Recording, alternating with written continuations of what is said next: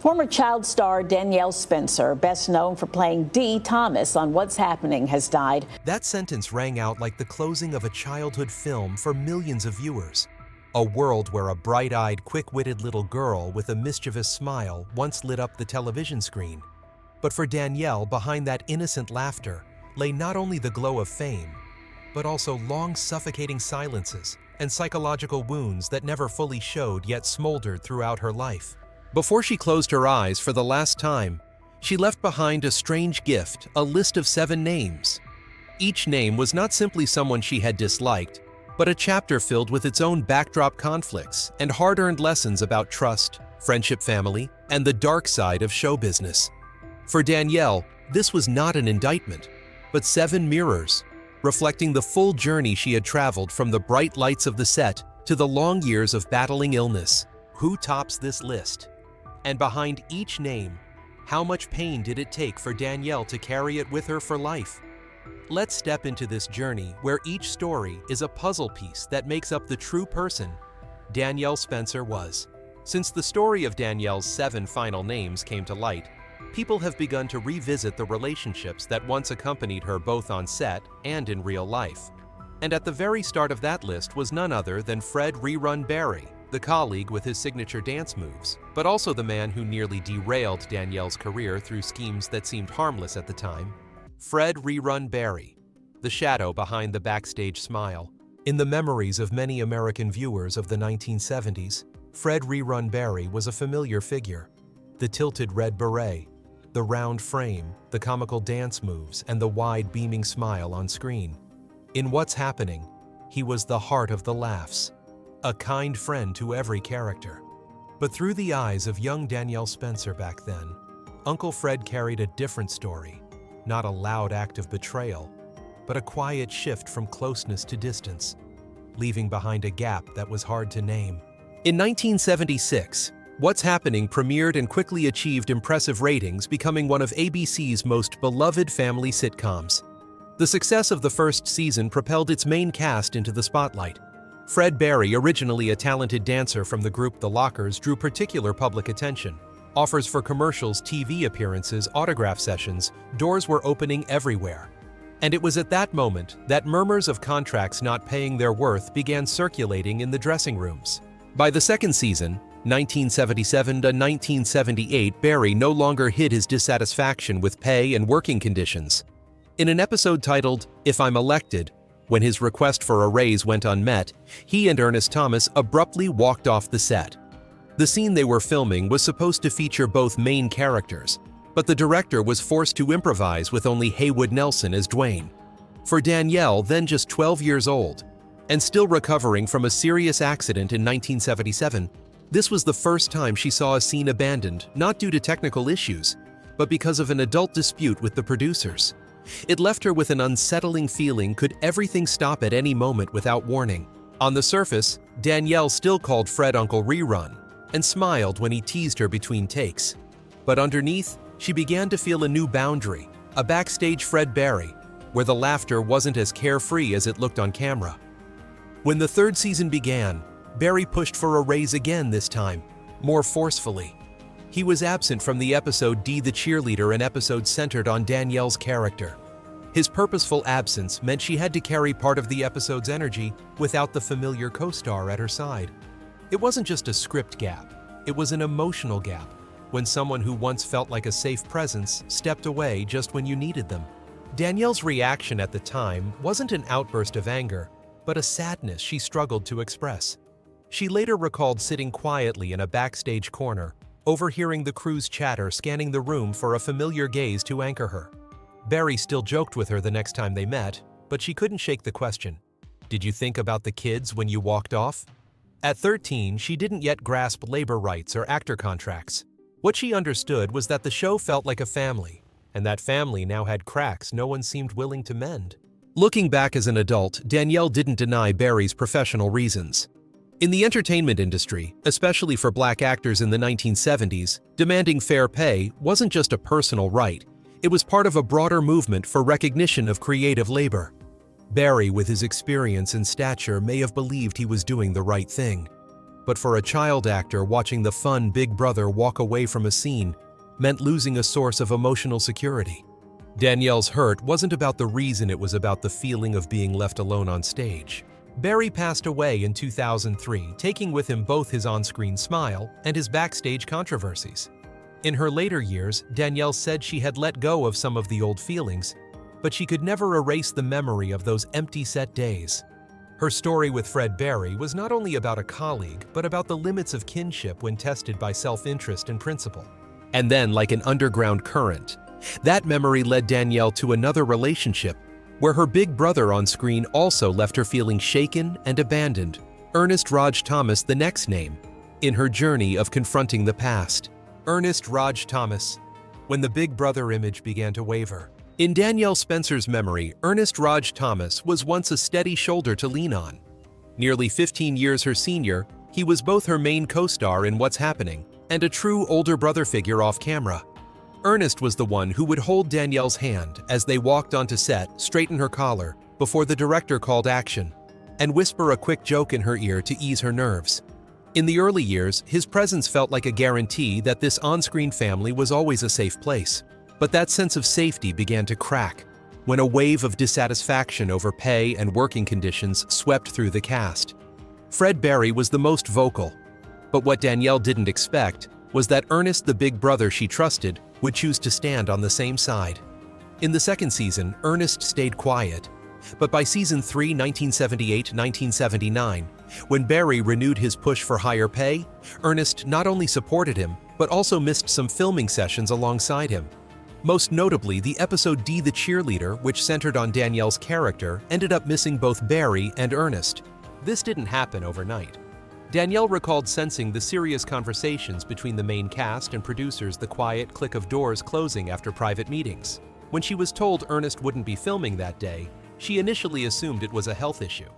It wasn't until she overheard crew members murmuring about a strike and demanding rights that she realized it was a deliberate choice.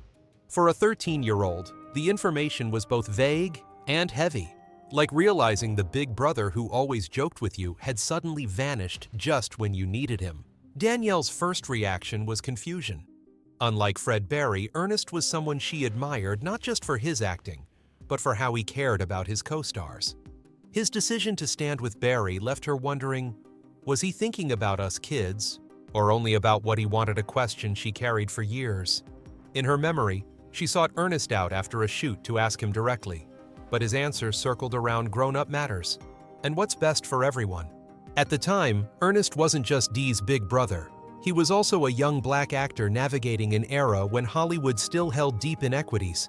Supporting Barry may have been his way of asserting fair treatment for the whole cast, including the younger actors. But the gap between ideals and the immediate impact was wide. The production lost its rhythm. Key episodes lacked central characters, and the atmosphere of trust within the family began to fray. At a deeper level, this raised a question. Can someone maintain the image of a guiding figure while taking part in struggles that risk dividing the group? Ernest never lost his kindness, but in Danielle's eyes, the image of the big brother who never leaves you behind had been shaken. That shake wasn't loud or dramatic. It simmered quietly, like a rope pulled a little tighter each day. Years later, the two reconnected. Ernest was the one who introduced Danielle to her second husband, a gesture that showed their bond had never truly disappeared. But in telling the story, Danielle still admitted she had once hated Ernest for a time, not because he fought for rights, but because the way he fought made her feel abandoned. Perhaps this was the experience that gave Danielle a broader understanding in relationships, especially within creative ensembles. Trust and consistent presence matter as much as lofty goals. Sometimes, an action intended for the greater good can still create distance in the closest bonds. And that distance, even if bridged later, leaves its mark in memory. From the image of an on-screen big brother who was once her anchor, the story leads us to another figure, not a peer, but the one who held ultimate authority over the entire production. His decision would abruptly close the chapter of What's Happening, opening a new and far more challenging era in Danielle's life. Mabel Mama King, the on-screen mother and the backstage battle. Within the warm world of What's Happening, Mabel King was the emotional anchor, a steadfast black mother, strict yet loving, who always knew how to guide the kids in the show and often in real life back on track. To Danielle Spencer, Mabel was more than a co-star. She was a role model for a grown woman who was strong, self-assured, and knew exactly what she wanted. In those early filming days, Danielle could still recall the big, warm, steady hands of Mabel fixing the ribbon in her hair, or the proud, "You did great, Dee," that followed each scene. But behind that warmth, a quiet tension began to grow between Mabel King and the production team. As season 2 began, Mabel expressed her wish for her character to have more depth. Specifically, she proposed bringing back her character's ex-husband to reunite the family, giving audiences a portrayal of a complete black family, countering the stereotype of the single mother struggling to raise kids that was common on television at the time. This was not just a personal wish. It reflected a cultural aspiration to present a more positive whole image of the community on national television. However, the writers and producers led by Saul Turteltaub had a different view. They wanted to maintain the lighthearted, teen-focused sitcom formula without delving into complex family structures. The discussions became increasingly tense, and soon Mabel's role began to shrink. Her screen time diminished. In some episodes, Mama was only mentioned, but never appeared. On paper, the scripts explained it as her character being away. In reality, everyone understood it was the result of creative disagreements. For Danielle, just 13, at the time, the sudden absence of her mother was a shock. The set, once filled with Mabel's warm, rich laughter, felt emptier. There was no one to hold her at the end of a tough scene, no one to gently adjust her lines, so Dee's voice sounded more natural. Danielle remembered the sense of loss when she was told Mabel would be leaving after season 2. At the time, she didn't understand the reasons, only that someone she trusted was gone, and the hurt quickly morphed into a feeling of abandonment. As an adult, Danielle came to see the story from multiple angles. She understood that Mabel King wasn't just an actress in a sitcom, she was an artist with creative ideals and a sense of community responsibility. She faced down a conservative production system, knowing it could cost her the role. In the context of late 1970s American television, that choice was an act of courage. But that courage in that moment created an emotional void that wasn't easy for a young girl who saw her as a second mother to fill. In entertainment, every principled stand can be a chance for change, but it may also come at the expense of personal bonds. For Danielle, this was her first lesson in the duality of affection and ideals. You can admire someone for their principles, yet still carry a scar from the way those principles took them away from you.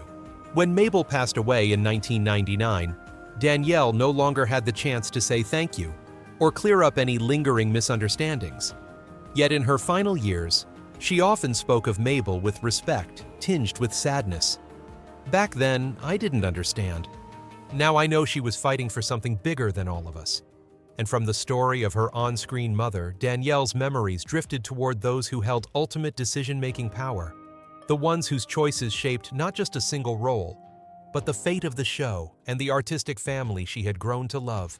Bud Yorkin, the ruthless producer behind the curtain. Bud Yorkin entered Danielle Spencer's life, not as a co-star or on-set mentor, but as a quiet, powerful presence in the background.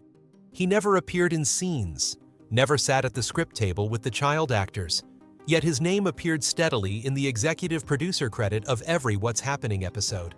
To a young Danielle at the time, Bud Yorkin was an abstract concept, the big boss somewhere far away making decisions without ever being there. And it was precisely that distance that made her direct encounter with his power such an unforgettable experience. Season 2 of What's Happening started off smoothly, but simmering tensions over pay demands began to build. Fred Barry and Ernest Thomas, two pillars of the show, repeatedly pushed for higher salaries and better working conditions.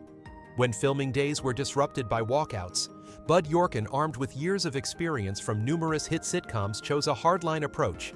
He suspended both actors and required them to sign penalty agreements if they repeated the offense. It was the first warning shot that, in his eyes, discipline and control outweighed flexibility. But the breaking point came in Season 3. When demands continued and allegations of discrimination rang out in the meeting room, Bud stopped looking for a compromise. Instead, he made a cold decision. What's Happening would cease production. With a single short statement, the future of the entire cast and crew, including child actors like Danielle, was erased. There was no proper final episode, no farewell to the audience, only an empty slot on the schedule the following week. For Danielle, the announcement felt like hearing that a family member had suddenly left without a note. She had no chance to be part of the discussions in those upper floors. Everything came to her through the somber voice of her stepfather reading a letter from the studio. The feeling was a mix of loss and helplessness. Loss of the role that had defined her childhood, loss of the daily rhythm centered around the set. Helplessness because no effort, no desire to hold on carried any weight against the decision of someone who had never sat down to speak with her. Years later, after leaving the entertainment industry, Danielle came to understand the context better. For Bud Yorkin, what's happening was not a family, but a business product. An unstable set meant financial risk. Shutting down the project could have been his way of protecting the company's long-term interests. But the logic of business is cold comfort to a child who feels abandoned. For Danielle, it was the clearest proof that between family and contract, the contract will always win. The Bud Yorkin story was not just a personal turning point. It reflected a broader reality of the late 1970s American entertainment industry power, concentrated in the hands of producers who could decide the fate of a show without weighing emotional bonds or cultural legacy. In such an environment, actors, especially child actors, could easily become replaceable pieces discarded when necessary. Though she learned to see Bud Yorkin with less harshness, Danielle never forgot the hollowness of that day. She once said, "I understand he did what he thought was right, but the price we paid is something no one measured." On the other side, Bud may have viewed the decision as necessary, even knowing it would leave behind wounded hearts. And from the story of the power broker behind the curtain, Danielle's journey of memory moved toward other faces from that same meeting room. Those who not only held the power of production, but also shaped her character and her story through every page of the script. Saul Turteltaub, the conservative creative mind. In any television production, the executive producer may have the final say, but the true guides of the story are usually the creatives, the ones who lay each brick of the character's world. On what's happening. Saul Turteltaub filled that role. He was co-founder of Toy Productions, as well as a writer and content supervisor. With a track record of successful sitcoms, Saul was seen as the brain behind the show's comedic rhythm and episode structure. To viewers, his name appeared in the credits. To actors, especially young ones like Danielle Spencer, he was the person who decided how their characters would live, breathe, and grow. Danielle's relationship with Saul began simply. He rarely spoke to her directly, but whenever he stopped by the set, he would smile and offer a few encouraging words. Then subtle changes began to appear in Season 2, when Mabel King, Danielle's on-screen mother, proposed developing the family storyline toward reconciliation, bringing back the father character. For Mabel, this was a chance for audiences to see a fuller, more positive portrayal of a Black family. For Saul, it was an unnecessary detour. He wanted to keep the tried-and-true formula focus on lighthearted situations revolving around the teens and avoid the family drama he believed would slow down the comedy. Refusing an idea is already sensitive. Refusing it firmly leaves a stronger mark. According to some crew members, Saul didn't just reject Mabel's suggestion, he actively adjusted scripts to gradually reduce her screen time. Episodes that originally included heartfelt mother-child talks were rewritten into scenes of sibling banter. Lines with family-focused messages were trimmed down to brief comedic exchanges. For a young actor like Danielle, these were changes that made little sense. All she knew was that Mama Mabel was appearing less and less, and the set felt emptier without her presence. Danielle's reaction at the time was a mix of confusion and caution. She recalled overhearing tense exchanges between Mabel and Saul outside the writer's room. Mabel's voice insistent, Saul's low and curt. The feeling crept into her mind, if an experienced actor like Mabel couldn't protect her role, what would happen to Dee if she didn't stay in line with what the script demanded? That quiet worry made Danielle keep her distance from Saul, even though he remained friendly in person. Looking back, Danielle came to see that Saul hadn't set out to hurt her. He was a creator, defending his vision. A vision that had brought the show success. But from a cultural and social perspective, the situation raised a question. Does clinging to a formula risk missing opportunities to change how a community is portrayed? In the context of late 1970s American television, a fully intact black family on screen wouldn't just have been entertaining, it would have been a socially important message. Saul's conservatism, even if rooted in professional reasoning, helped close the door on that possibility. For Danielle, the lasting lesson wasn't personal blame, but the realization that creative power can also unintentionally narrow the scope of stories worth telling. And every decision made behind the writer's desk, no matter how justified, can leave a long-term impact on the people standing in front of the camera. Bernie Orenstein, the two-faced producer, different in front and behind. If Bud Yorkin was the boss operating from afar, and Saul Turteltaub was the brain at the writer's table, Bernie Orenstein was the one Danielle Spencer saw most often. He was regularly present on set, walking between shooting areas, chatting with the actors and crew. To an 11 or 12-year-old girl, Bernie seemed like a fun uncle who brought candy, patted her on the shoulder, and said, "You did great today." That closeness made Danielle believe he was family, someone she could trust and rely on. That's why when the production crisis erupted in season 3, Bernie's change in demeanor hit her so hard. Fred Barry and Ernest Thomas went on strike demanding higher pay and better working conditions. The atmosphere was tense. Danielle wasn't in the room during the heated meeting with the lead actors, but she heard about it and felt the aftershock when Bernie entered with none of his usual warmth. When accusations of discrimination came from Barry, Bernie didn't step in to smooth things over as Danielle had imagined he would. Instead, he stood coldly alongside Bud Yorkin in deciding what's happening would end immediately with no further negotiation. For Danielle, the most painful part wasn't just losing the show. It was losing faith in someone she thought would protect the kids in the cast. She still remembered the morning she got the news of the show's cancellation, staring at an empty work schedule and wondering, where's Uncle Bernie? The man who once warmly asked about her day had now become part of the group that shut down the very project defining her childhood. No direct explanation, no personal reassurance. That silence to a child felt like abandonment. Later as an adult, Danielle came to understand that Bernie had to prioritize production interests. He wasn't only concerned with a few actors' feelings, he carried the weight of finances contracts and broadcast schedules. Perhaps he truly believed ending the project at that moment was the only way to avoid greater losses. But understanding is one thing. The sting of betrayal from back then stayed exactly where it was. The two sides she felt, Bernie, the cheerful uncle on set, and Bernie, the cold producer in the boardroom, became a memory that was both sad and instructive. On a broader scale, Bernie's story reflected a common paradox in the entertainment industry. The family dynamic on set always coexists with professional roles and power structures. Those who make you feel the most at home can sometimes be the same people who have to make the most distancing decisions. For child actors, this boundary is especially fragile. You trust in affection, but in the end, you're still subject to adult calculations. Danielle once said that if she learned one thing from Bernie Orenstein, it was this: don't mistake sweet words for a long-term guarantee. In show business, kindness and decision-making don't always go hand in hand.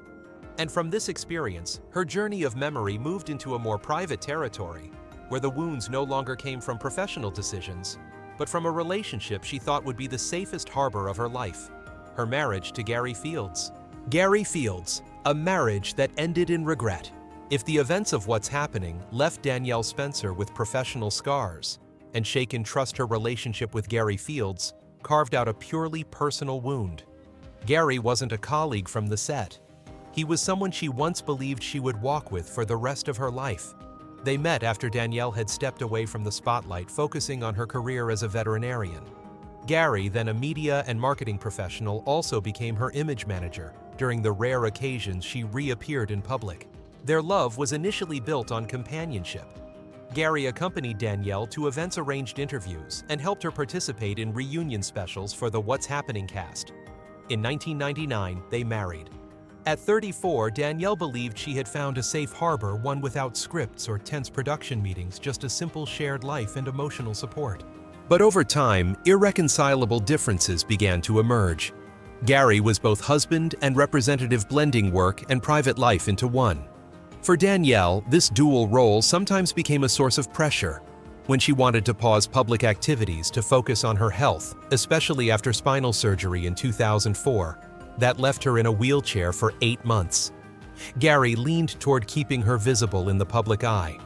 It wasn't deliberate insensitivity, but in Danielle's eyes, it felt as though he prioritized image over his wife's emotions. The cracks didn't come from a single dramatic event, but from a buildup of small yet lasting moments, a work trip Gary took during a difficult treatment, an unresolved argument about scheduling, long silences at dinner. By 2013, after 14 years of marriage, they divorced amicably, without revealing details. For Danielle, though it was a private failure she rarely spoke about, her initial reaction was to withdraw. Danielle left, Los Angeles moved back near her mother in Virginia, and sought comfort in family and her veterinary work. She confided to a close friend that she felt empty, not because she'd lost a partner, but because she'd lost faith that love could be constant. Over time, Danielle regained her balance, but she couldn't deny that for a period Gary was someone she hated, not out of malice, but from the feeling of being left alone when she needed him most.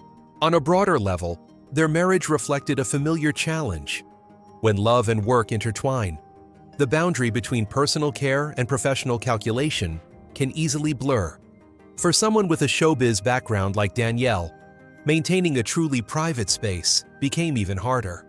She understood that Gary had his own pressures and perspective, but that didn't erase the disappointment of having placed complete trust in him. In 2014, Danielle remarried, this time to David L. David finding warmth again in a new chapter. But Gary Fields remained on her list of the 7 people she once hated most as an indelible mark of a relationship that had once been beautiful, then quietly dissolved. And from here, her life story entered its final act, the years battling illness, when her greatest opponent was no longer a person, but a disease that demanded every ounce of her strength to face. Danielle Spencer's life, from the bright lights of what's happening to her final years battling illness, was a journey interwoven with both glory and loss, with relationships that once lifted her up and wounds that never fully healed. The 7 names she left behind were not meant to rekindle grudges, but to remind us that behind every on-screen smile lies a real story, filled with genuine emotions that can sometimes be fragile. If this story resonated with you, support the channel by subscribing, liking, and sharing, so we can continue bringing deeper, more human perspectives on the lives of the artists you love. Together, let's keep their memories and the lessons they left us alive. All data, analysis, and commentary in this video are presented based on information available at the time of production. The content is subject to change over time and should not be considered a definitive forecast. There is still so much more to explore: stories of resilience, legacy, and truth. Feel free to dive into some of our top recommended videos now during on screen.